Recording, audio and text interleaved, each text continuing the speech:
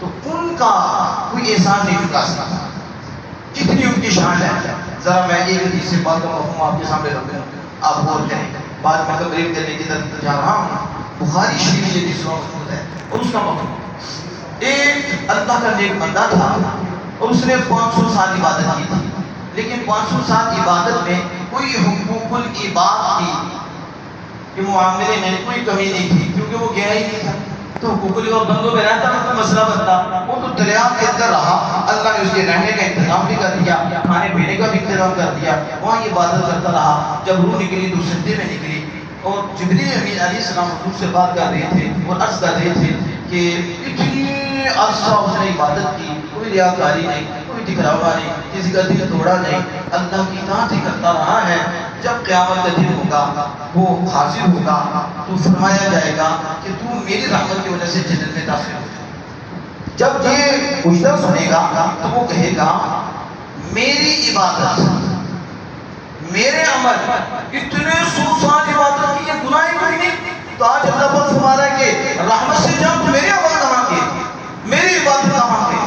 خالق کائنات جل وعلا حکم فرمائے گا اور اس کے حکم پہ اس کو ترازو میں لایا جائے گا.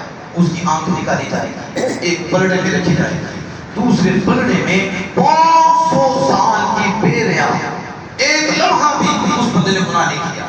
500 سال کی عبادت ایک پلڑے میں رکھی جائے گی, اور ایک طرف سے ایک آنکھ رکھی جائے گی, اور آنکھ والا پلڑا باہر آ جائے گا, اور وہ اس کی عبادت ہلکی ہو جائے گی.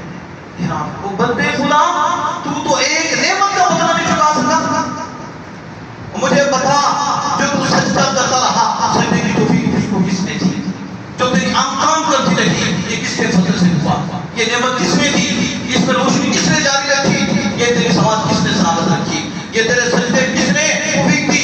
یہ تیرے ذکر کی دوستی تجھے کس نے توفیق دی؟ جو 500 سال تو چلتا رہا, تیری سانس کی مالا کون چلاتا رہا, تیری کون حفاظت کرتا رہا؟ وہ میں ہی تھا, میرے ہی تو احسان تھا تجھ پہ. اور آج تو کہہ رہا ہے ایک آنکھ, تو میری ایک آنکھ کا بدلہ نہیں دے سکا, ایک آنکھ کا بدلہ. پھر وہ کہے گا ہماری آپ کی رحمت سے, پھر حکم ہوگا کہ دے دو اس کو کہ میری رحمت سے جنت میں جائیں.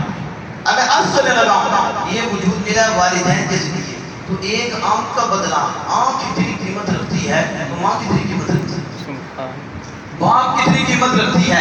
اس کے ساتھ جو میں نے بات کی ہے وہ ذرا سنیں.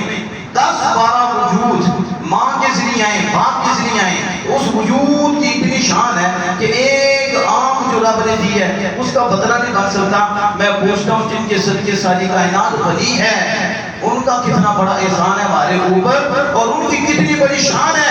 یہاں والدین کا احسان